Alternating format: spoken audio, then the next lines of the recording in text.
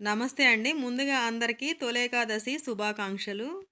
నేను తొలేకాదశికి చేసే ప్రసాదం పేలాల పిండి ఎలా తయారు చేసుకోవాలో చూద్దాము.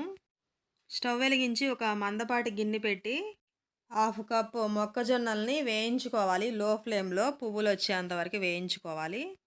మా సైడ్ అయితే ఈ మొక్కజొన్న పేలాలతోనే పేలాల పిండి తయారు చేస్తాము. మరి మీరు జొన్న పేలాలతో చేస్తారో, మొక్కజొన్న పేలాలతో చేస్తారో కామెంట్‌లో చెప్పండి. పువ్వులొచ్చేలాగా వేయించిన పేలాలు చల్లారాక గ్రైండ్ జేసుకోవాలి కొంచెం బరకగా.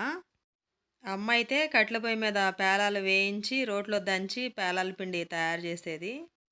ఈ పేలాల పిండి తయారు జేయటం చాలా సింపుల్. 3 ఇంగ్రీడియెంట్స్.